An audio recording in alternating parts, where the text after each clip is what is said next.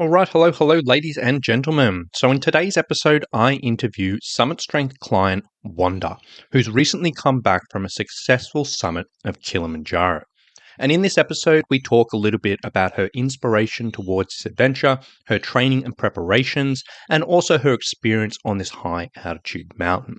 A really good episode for anyone who may be aspiring to a big high altitude climb at some stage and maybe got a bit of a question mark whether it's going to happen or not.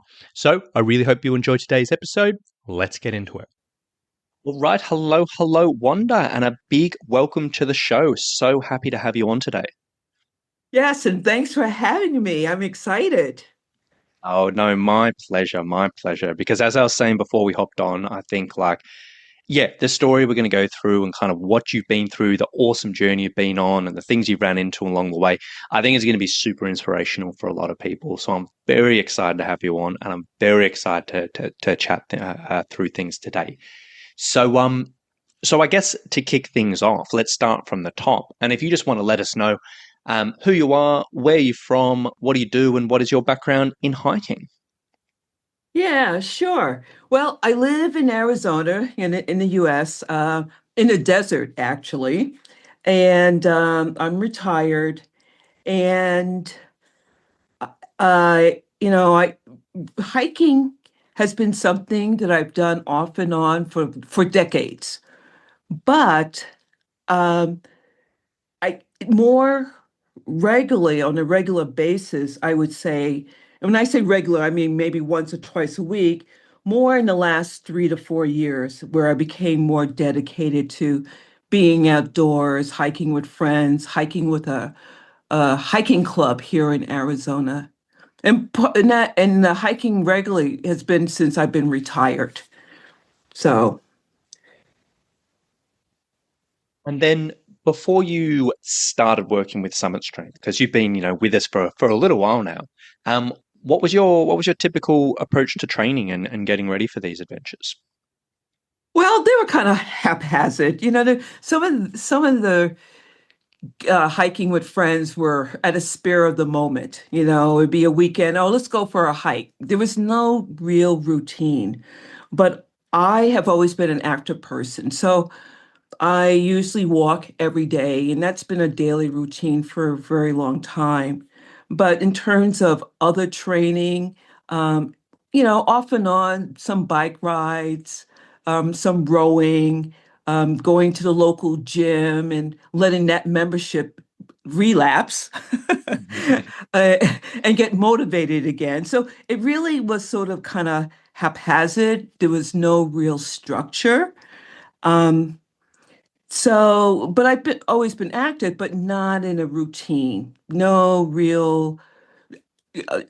strength training. At the time, I thought I was allergic to strength training.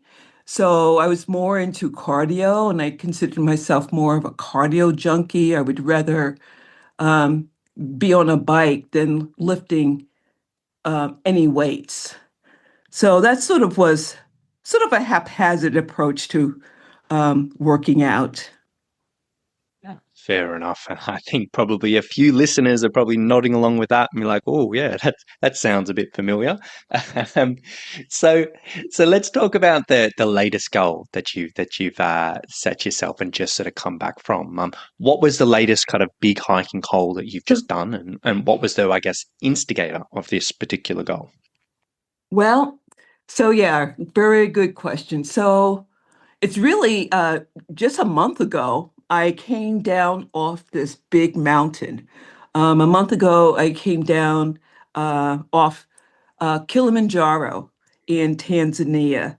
Um, and I would say it was a big goal. It was something that I had thought about doing for a long time, really, but never had the time.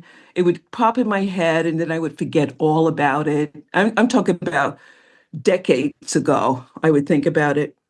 But more recently, I would say, and when I say recently, about 3 years ago, a friend of mine got really very ill. And, I just had my 73rd birthday last week. Anyway, About 3 years ago, I sat down with myself and really started thinking about what goals do I still have? What would I like to do and would have some regrets if I didn't try? And Kilimanjaro came back up, and I decided that if I don't do it now, it wasn't going to happen. So that was the big goal, and um, I needed a lot of help. That's how I found Summit Strength, really. At first, I started with my own program, my haphazard program. I uh, started trying to, you know, maybe lift 5 pound weights. um, but, I never had any structure. And after a while, when I say a while, I would say maybe 6 months or 6 months into this sort of program of getting myself ready for Kilimanjaro, I realized that I needed help. So I went online, I went on Facebook, and that's where I found the post about Summit Strength. And I decided that if I really wanted to do this, I needed some structure. I needed some help, having something to do that gets me prepared, gets my body prepared um, for this adventure. So that's pretty much how I got involved with Summit Strength. Yeah. And I guess diving into that a little bit more, beyond just needing that structure and that direction and the things you mentioned just there, was there anything else, I guess, specifically that you felt like, look, I really maybe do need a bit of help with, like leading into this adventure? Well, after reading these posts and going online you know, about Kilimanjaro, it's not a technical mountain, which is great. There's no ropes or ladders, but endurance was an important thing. Being able to climb up hills and descents going down was an important thing. And I needed help with that. I know my legs, like I said, I did no training before this. Um, so I needed more structured around that, some help around getting the muscles ready in terms of being able to ascend, descent. Um, there was more also in terms of with Summit Strength, I found other different programs. Like I worked with Kyle for a while, around nutrition, um, reading, listening to the things with Christina in terms of the mindset, helped me with it. So I would say that the program really helped. So next up, let's dive into the training a little bit more. Tell us a little bit more Okay. about the training you did through Summit Strength in the lead up, and what did your kind of program look like leading into this adventure?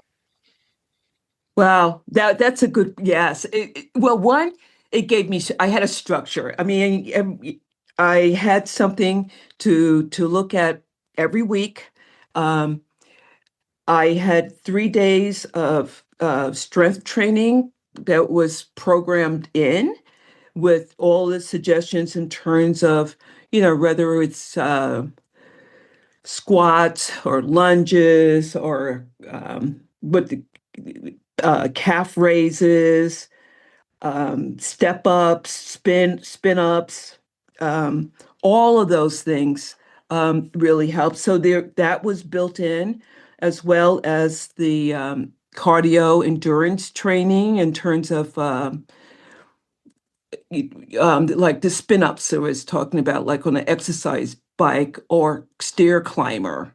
Um, really helped. So that was built into my program, as well as I have problems with balance and I needed some help with that.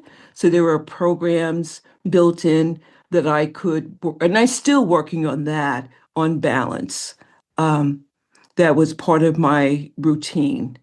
Um, so I would say that those were some of the things that I did a lot. Oh, the other thing I would say that helped me, that was part of my program in terms, especially in terms of endurance, was the hiking. Um, some of the hill workouts using nasal breathing really helpful, and sort of, hiking, sort of some guidance in terms of hiking with a pack. So that was built into my program because I would hike with my friends, maybe, like I said, once or twice a week. But in terms of pack weight, as I got closer to, Kilimanjaro, in terms of how much weight to try to emphasize on a hike and hike length. As I got closer, my hikes got longer and longer. So all of those things, that was part of the program that helped me, get, feel good enough to make that attempt to go up Kilimanjaro. And then, as with any training journey, it's never an entirely smooth journey. There's always, ups and downs and things coming on. So, through this lead up and through this training, were there any roadblocks you run into along the way? And if so, how did you overcome them? Well, yeah. About, I would say maybe it was about 2.5 years ago, maybe. Like I said, this was something I was building up for 3 years. But about 2.5 years ago, I developed this cardiac arrhythmia that came out of the blue. I had no cardiac, no physical medical problems up until then, but I had this arrhythmia. And I sought medical help. I sought cardiologists and got follow up. And luckily, the type of arrhythmia I had was amenable to a sort of cardiac surgery, and it sort of took away the arrhythmia. And I haven't had a single episode since I had that surgery over 2 years ago. But that was a roadblock because I thought I would not be able to complete the journey if I was going to all of a sudden be hiking and out of the blue would have this arrhythmia. And so I was lucky in some ways that I was able to get that procedure done, and it paved the way to continue with the working with Summit Strength and doing the workouts that I needed to do. And then let's talk about the trip now. So you've done your lead up, you've done your training, obviously you worked through, that big roadblock there and came out the other end. So let's talk about the trip. How did the mountain go? Give us the rundown, tell us the story, take us through it. The mountain, the majestic mountain, the mountain of Kilimanjaro. Well, first of all, I think there are things that sometimes you don't think about. Like from where I live in Tucson, it took me like 27 hours of travel to get there. So there was that. There was the 10-hour um, time difference in getting adjusted to that. But then the mountain. The mountain was incredible. It was beautiful. I had decided at the very beginning that what I wanted to do was enjoy every moment and enjoy every ecosystem as I ascended the mountain, because there's all these ecosystems that you go through on the mountain, from the cultivation area where you have farms and everything. But as you go further up, you're in the rainforest, and there's another level, as the montane area. Then you get to the Arctic desert, and then the Arctic zone. I mean, there's all these different zones that you go through. So I wanted to enjoy it all. I wanted to enjoy the sight, the texture, the smells. You just utilize all my five senses. I took a lot of pictures. I stopped and just appreciated everyone because I didn't know when I was going to ever be able to see that again. So I will say that at the very beginning, I decided that the peak itself was not my goal. My goal was just to enjoy the journey as best that I could. Um, so I chose a route where so Kilimanjaro, like I said, it's not technical, and a lot of people do it anywhere between, say, 6 and 10 days. I took the maximum 10 days because I did a daytime summit as opposed to being woken up in the middle of the night at midnight. I wanted to wake up at 4 o'clock instead. So mine was a 10-day, but 4 days in, I got sick. And I've been in altitude before in other trips and never had any altitude sickness, no headaches, no stomach problems, nothing, except that, as you're hiking, you may be short of breath, but standing still, no issues. So I wasn't expecting to get the run into the altitude sickness that I got. So on day 4, I developed um, some vomiting and diarrhea, which was very concerning because the whole idea is keeping in fluids, not losing it. And that subsided after a day or two, but the um, the GI stuff never totally went away. And what I mean by that is that after day 4, I was never really able to eat food like I should have been able to. Um, that was important to get the energy. So I concentrated mostly on fluids because I could keep, that down very well and juices and the soups that they give you. But I was behind in terms of nutrition. I'll be honest. And I wasn't sure if I was going to be able to get to finish the trip. But um, some of the things that in terms of working with Kyle, the nutritionist, in terms of I had some trail winds that I had brought with me that had electrolytes and carbohydrates. So I had that with me, and that helped me to continue on the mountain. I will say that despite the GI problems, I still focused on enjoying what I was looking at, enjoying looking at all these ecosystems, enjoying looking at the plants, the different flora or the lack of flora, the rocks. It looks like a moonscape at one point, um, and just sort of taking that all in.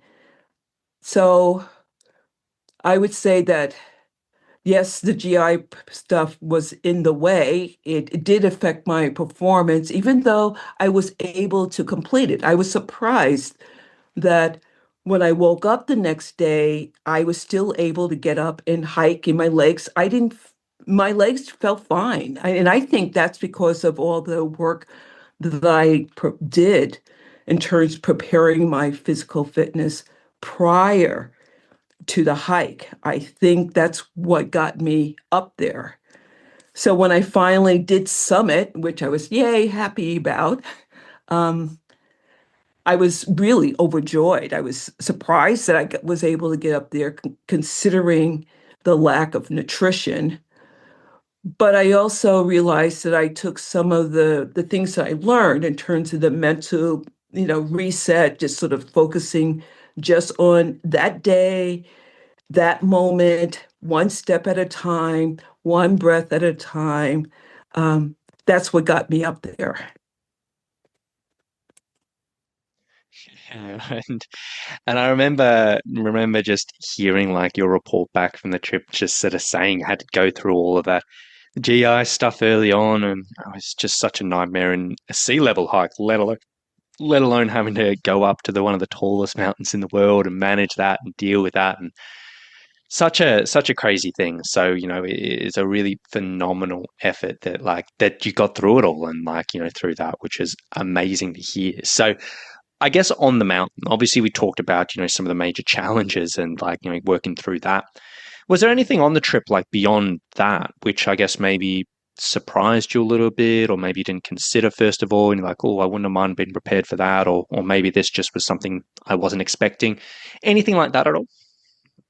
Well, actually, I think I read enough about it that I was prepared for the cold because it is cold up there on that mountain. I mean, 15,000 feet, 13,000 feet, it's cold up there. So I was prepared with layers and stuff like that. I was prepared for hiking the sort of the daily, everyday hiking because there's no breaks in terms of that. It's every day you get up and you're doing another hike and you're going for hours. I mean, you know, I think the shortest hike might have been maybe 2 hours or 2.5 hours, but a lot of them were 7 hours, just on your feet with breaks.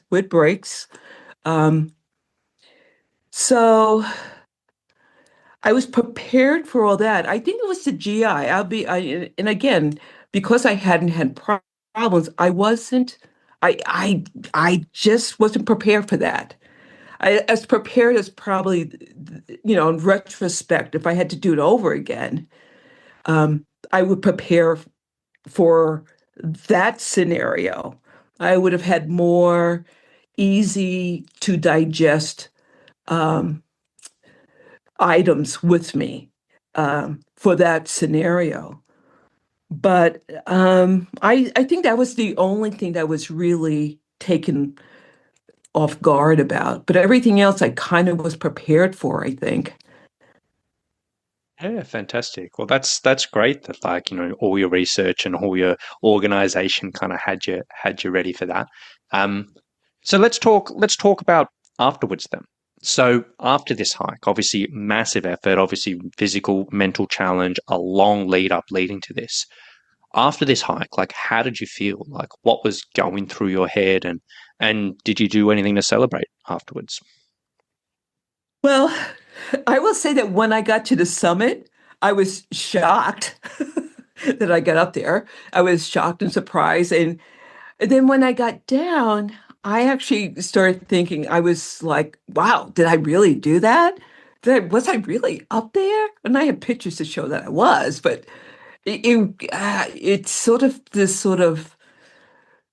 this awe moment of, wow, did this really happen when I got down to the bottom? I want to give a shout out to all the porters as well, because they really help you get up that mountain. They want to see you succeed. So when I got down, I was so grateful to them and their help. So what was going through my head? I had a lot of gratitude. I was very thankful. Um, I was thankful for the training that I had to be able to even think of attempting such a thing. And then, in terms of when I got there, I did celebrate. I don't drink. Um, it's just something I just think for me, it's just, socially I might on celebrations, but normally I don't. But when I got down to the bottom, we went out to lunch and I bought a Kilimanjaro beer. So that was, my way of celebrating, the effort. I did go on a safari, treat myself to a safari afterwards to uh oh geez, why can't I remember the name of that famous park? The Serengeti. I did go on a safari on the Serengeti. And then when I got home, I celebrated with my friends and family, and that was really special. Um, just the gratitude that they were behind me and supported me. So that's pretty much, also was thinking about what my next adventure was going to be. Yeah, well, on that front, what is the next adventure? What's the plan of attack moving forward? Well, there's more hiking trips. I mean, my hiking club does a trip every year. So, I mean, I will go with them, and then that's in Anchorage, Alaska. But the big one really is this next January, I'm going to do what they call the W, which is in Patagonia. So, another sort of multi-day hiking adventure, but, there's no real altitude. Um, So that's sort of what I'm looking forward to. But that's a year, maybe 10 months from now, but that's what I'm looking forward to. Yeah, fantastic. And if anyone was considering this particular venture, say they've been in a situation where, like, you know what, Kilimanjaro is something I wanted to do for a long time. I'm leading up to it, or maybe I'm dreaming of it. I want to make it happen. What advice would you give them to make it a reality?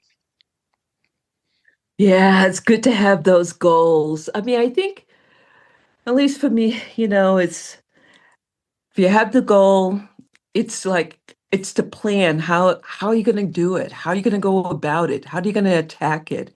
And I don't mean attacking it in a negative way, but how do you get your body, your mind? Because it is definitely a mind thing to do it. Like I said, Kilimanjaro is not technical. You don't have to worry about ropes and ladders, but it is an endurance adventure.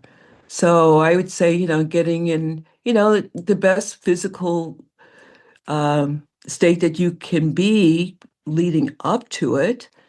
um, but it's also a mindset. I mean, I think there's a whole mental thing. Like I said, when I ran into that GI problem, it became a mental battle, just keeping one step in front of the other and one breath, after another. So I think it's the physical, the mental, endurance, but enjoying it, just sort of set a goal, get it in your mind. I had things posted actually in my house. I had um, the terrain, the mountain, posted on my refrigerator as just sort of a reminder of what I was working toward. That I saw. I pretty much saw it every day because I went in a refrigerator every day. But just those little things, just to keep the goal in mind. And, my friends knew, my family knew. So, you know, there may be times where I would say, I need to do this hike. I can't, stay up late at night for dinner. I need to get up early in the morning and go for a hike because I'm really in sort of this sort of training mode. But I did enjoy myself with my family for holidays. So I would say to the people is to sort of embrace it and all those things that from all those things that you think you might need help with, like for me with strength training and hiking advice, seek, advice like from like someone like you, which really helped me get through it. There is one other thing is when I say about preparing or advice, don't let age stop you. Don't let that be a barrier. Like I said, I celebrated my 73rd birthday the week after I got off the mountain. And, the majority of the people who go up Kilimanjaro are, they're in their 30s or 40s. But um, don't let age be one of those barriers. That would be the other thing I would say for anyone out there thinking about it, that they're too old. There's no such thing as that.